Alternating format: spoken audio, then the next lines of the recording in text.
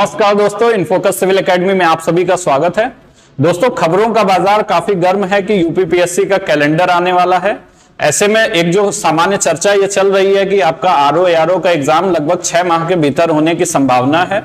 और इस एग्जाम को अगर देखें तो इसमें जो प्री का सब्जेक्ट्स हैं हमारे जीएस और हिंदी, उस प्री एग्जाम को निकालने के लिए जो चाबी है सफलता की वो आपके हिंदी विषय में है। ये जैसा कि मैंने अपने पहले के भी स्ट्रेटजी के वीडियोस तमाम पड़े हुए हैं हमारे चैनल पे, उस पे मैंने इस बात को बखूबी समझाया भी है।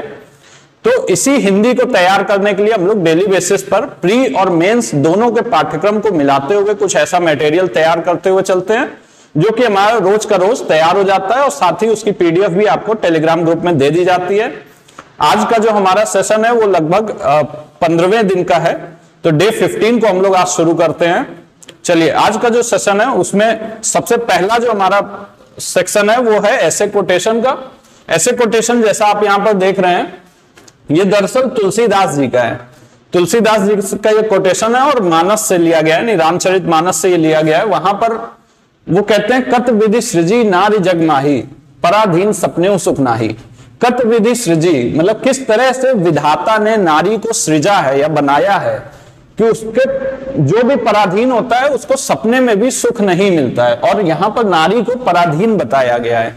तो ये दरअसल तुलसीदास जी का एक ऐसा स्टेटमेंट है जो कि आप देखेंगे तो लगभग मध्यकाल में, जबकि नारियों के प्रति कोई खास उनकी समस्याओं के प्रति संवेदनशीलता नहीं दिखती थी, उस समय में भी कई लोग बल्कि तुलसीदास जी पे भी आक्षेप लगाते हैं कि ये नारी विरोधी हैं। तो उसमें एक बहुत बड़ा प्रूफ ये मिल जाता है कि कतविधि सृजी नारी, मतलब नारी की समस्याओं के प्रति उन्होंने एक बहुत संवेदनशील ये स्टेटमेंट दिया था। ये दोहा है, और इसके साथ ही देखिए, इसको हम लोग जब ऐसे के रूप में प्रयोग करेंगे, ऐसे में इस प्रकार के कोटेशन हम लोग यूज कर सकते हैं कि नारी की समस्याएं या नारी की जो चुनौतियां हैं उनके बारे में हम लोग इसको कोट कर सकते हैं। विशेष रूप से आपको पता ही है कि नारी से जुड़ा हुआ जो आपका निबंध है वो सामाजिक विषय के जो निबंध है खंड क में, उनमें ये पूछा जाता है और एक बहुत ज्यादा पूछा जाने वाला यह निबंध होता है। तो देखिए, पहला तो आपका यही हो गया ऐसे कोटेशन, और इसका मतलब भी आप लोगों ने समझ लिया, अर्थात इसका प्रसंग भी आप लोग स्वाभाविक रूप से समझ ही गए होंगे। आगे हम लोग बढ़ते हैं, अशुद्ध और शुद्ध शब्द पर हम लोग बात करते हैं। तो देखिए, अशुद्ध और शुद्ध शब्द, सबसे पहला जो हमारा शब्द है वो है अंताक्षरी। आम बोलचाल की भाषा में या फिर हम लोग जब खेलते भी होंगे इसे, तो हम लोग ज्यादातर इसको यही बोलते हैं, अंताक्षरी ही। इसी वजह से ये शुद्ध और अशुद्ध में आया है, क्योंकि कंफ्यूज्ड भी हम लोग इसी वजह से होते हैं। मगर ये अंताक्षरी ना होके अंत्याक्षरी होता है, यानी किसी भी वर्ड का, जैसे कि आप लोग जानते भी होंगे उस खेल में होता भी यही है कि किसी भी गाने का अंतिम अक्षर पकड़ के और दूसरे व्यक्ति को गाना रहता है, तो वो वहीं से ये बना है अंत्याक्षरी।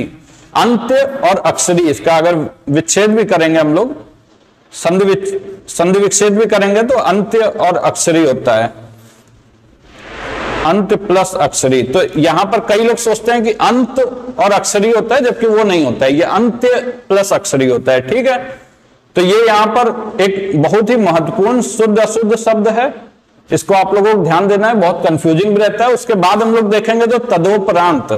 तदोपरांत दरअसल जो है, तदुपरांत ये बना है तत् प्लस उपरांत से, तत् प्लस उपरांत। तो देखिए, तत् प्लस उपरांत से बना हुआ है तदोपरांत। तदोपरांत ये दरअसल तदोपरांत यहां पर गलत वर्ड है, ये तद प्लस उपरांत से बनता है तदुपरांत। ठीक है, उसके बाद देखिए सोचनीय। अक्सर ये बोला जाता है कि यह बहुत सोचनीय विषय है, तो इसमें सोचनीय का मतलब हो गया सोचने योग्य। ये दरअसल वहां पर उसका मतलब नहीं होता है, ये गलत वर्ड है। इसकी जगह पे होता है शोचनीय, यानी कोई अगर चिंताजनक विषय है तो उसके बारे में बोला जाता है कि यह बहुत शोचनीय विषय है। ठीक है, आमतौर पे इसे निबंध वगैरह में ऐसी लाइनें बहुत आपको मिल जाती है। एक अच्छा शब्द है आप लोगों को, आप लोग जानते हैं कि अगर आप निबंध की तैयारी कर रहे हैं तो आप लोगों के पास एक परिपक्व शब्दों का भंडार होना चाहिए, समृद्ध भंडार होना चाहिए, वह आपके निबंध के लिए एडिशनल बेनिफिट सिद्ध होता है। चलिए आगे बढ़ते हैं, तद्भव तत्सम आज का हम लोग देखते हैं। फिलहाल अभी हम लोग इन सभी की संख्या केवल 3 तक ही रख रहे हैं, और कुछ ही दिनों में, यानी लगभग 7-8 दिनों के बाद हम लोग इसकी संख्या बढ़ा के और ज्यादा बढ़ाएंगे, ताकि हम लोग डेली बेसिस पे ज्यादा से ज्यादा कवर कर सकें। चलिए आगे बढ़ते हैं, तद्भव तत्सम को देखते हैं। तो तद्भव तत्सम में पहला जो हमारा है वो है साड़ी। साड़ी को देखिए, साड़ी का तत्सम होता है शाटिका, पेपर में पूछा जा चुका है, इसलिए आप लोगों के लिए इंपॉर्टेंट है। साड़ी का तत्सम होता है शाटिका।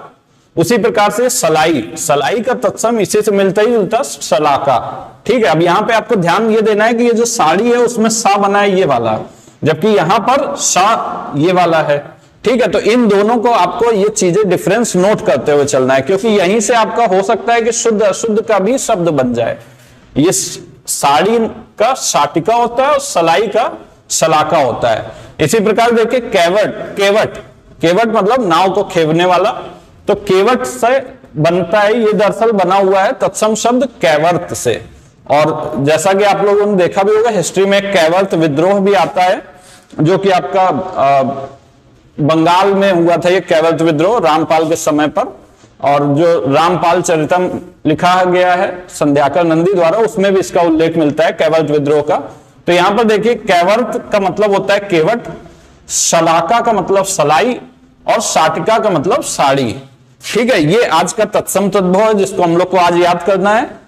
उसके बाद देखेंगे तो वाक्यांश के लिए एक शब्द, वाक्यांश के लिए एक शब्द जो आज के लिए हम लोग को इंपॉर्टेंट देखना है वो है सबसे पहला वाला कान के नीचे लटकता कोमल भाग। ये आपका हमारे ख्याल से 2019 में जो मेंस हुआ था आरओ का, उसमें ये शब्द पूछा गया था और ज्यादातर लोग इसको जो है गलत करके आए थे, क्योंकि ये अभी तक किसी भी बुक में था नहीं। तो देखिए कान के नीचे लटकता कोमल भाग, उसको बोलते हैं कर्णपाली। ठीक है, क्या बोलते हैं? तो कर्णपाली, कर्ण से मिलता जुलता बना है, तो इसलिए कर्णपाली जो है आप लोगों के लिए आसान है याद करना। आगे देखते हैं कि जिसके पास कुछ भी ना हो उसको बोलते हैं अकिंचन। ठीक है, अकिंचन का मतलब जिसके पास कुछ भी ना हो, अत्यंत गरीब हो, उसको अकिंचन बोल देते हैं। आगे तैर कर पार कराने वाला, तैर कर पार कराने वाले को बोलते हैं तारक। ठीक है, और अगर कोई तैर कर पार करता है तो उसको तैराक बोल देते हैं। ठीक है, तो ये तैर कर पार करा रहा है उसको बोलते हैं तारक। ठीक है, आगे बढ़ते हैं। आज का जो हमारा शब्द विलोम है, विलोम शब्दों में देखते हैं तो अघी, अघी का मतलब पापी, आप समझ सकते हैं। तो जो पाप करता है पापी, वो अघी हो गया। अघी का विलोम हो जाता है निरग, पेपर में पूछा जा चुका है इसलिए इंपॉर्टेंट है। अघी का विलोम हो जाएगा निरग, और निरग का मतलब होता है जो पाप नहीं करता है, निष्पाप, उसको बोल देते हैं। उसके बाद देखिए शब्द है मुखर। मुखर का मतलब जो अपनी बात मुखरता से रखता हो या बोलने वाला, इस टाइप से हम कह सकते हैं। और मौन, इसका विलोम शब्द जो होगा मौन, मौन से आपको मनमोहन सिंह भी याद आ सकते हैं और मुखर से हमारे वर्तमान प्रधानमंत्री याद आ सकते हैं। तो देखिए मुखर और मौन, मुखर, मुखर का उल्टा हो जाएगा मौन। और भंजक, अगला है हमारा भंजक। भंजक का उल्टा हो जाएगा योजक। भंजक का मतलब तोड़ने वाला, योजक का मतलब जोड़ने वाला। तो ये रहा हमारा आज का जो शब्द विलोम था। ठीक है, इसमें आप लोगों को ये वाला जो है अघी और निरग वाला, ये बहुत इंपॉर्टेंट है। अघी और निरग ये बहुत इंपॉर्टेंट है, कई बार पूछा गया है, तो इसलिए आप लोग इसे ध्यान रखिएगा। आगे बढ़ते हैं। तो अब देखिए महत्वपूर्ण पर्यायवाची शब्द जो आज हम लोग को देखना है वो है पहला विद्युत। विद्युत का देखिए दामिनी होता है, दामिनी का मतलब होता है विद्युत, और साथ ही सौदामिनी, दोनों मिलते जुलते शब्द हैं, इसलिए इनको एक साथ ही लिख भी दिया गया है। तो दामिनी और सौदामिनी, इन दोनों का मतलब होता है विद्युत। उसके बाद देखिए ये चंचला है, चपला है। चंचला चपला का भी मतलब विद्युत होता है। तो यानी दामिनी सौदामिनी एक साथ और चंचला चपला एक साथ। ठीक है, उसके बाद है क्षण प्रभा। क्षण प्रभा जो है उसको भी दरअसल यानी को कुछ क्षण के लिए प्रभा या चमक रोशनी रहती है, तो वो जो है विद्युत कह सकते हैं। चंचला चपला, दामिनी सौदामिनी और क्षण प्रभा। ठीक है, आगे देखते हैं फूल। फूल का जो है वो क्या होगा? तो पुष्प, पुहुप, प्रसून, मंजरी, लतांत। अब देखिए इसमें पुष्प आपने सुना ही होगा, प्रसून आपने सुना ही होगा, पुहुप भी कविताओं में बहुत ज्यादा यूज होता है। तो पुष्प, पुहुप और प्रसून लगभग एक ही जैसे हैं, तीनों पास हैं। मंजरी और लतांत ये आपके लिए नए वर्ड हैं, इनको आप लोगों को ध्यान देकर इसको याद करने की जरूरत है। आज के आज ही आप लोग इसको याद कर लीजिएगा। आगे बढ़ते हैं प्रभात। तीसरा हमारा जो पर्यायवाची शब्द है वो है प्रभात। प्रभात का मतलब सुबह जैसे बोलते हैं, तो उषा, उषा भी आप लोग देखते होंगे कविताओं में बहुत ज्यादा प्रयोग होता है। तो उषा जो है वो हो गया। उसके बाद देखिए अरुणोदय, मतलब सूर्य का उदय, अरुण का उदय, तो अरुणोदय जो है वो भी आपका प्रभात के सेंस में आ गया, उषा भी आपका प्रभात के सेंस में आ गया, और प्रातः, प्रातः ये प्रातः लिखा हुआ है, थोड़ा सा पढ़ने में अगर ना आ रहा हो तो प्रातः का मतलब भी सुबह होता है, ये आप लोगों को पता ही है, आसान सा है ये। ठीक है, आगे बढ़ते हैं। जो हमारा महत्वपूर्ण प्रशासनिक शब्दावली है, अब नहीं जा रहा है, चलिए ये आप लोगों को दिख रहा होगा आई थिंक। तो देखिए महत्वपूर्ण प्रशासनिक, अगर आप लोगों को नहीं भी दिख रहा है तो मैं आपको बोल के बता देता हूं, बाकी पीडीएफ आप लोगों को टेलीग्राम ग्रुप पे मिल जाएगी। अब देखिए महत्वपूर्ण प्रशासनिक शब्दावली जो है वो है, पहला है एनुअल रिव्यू।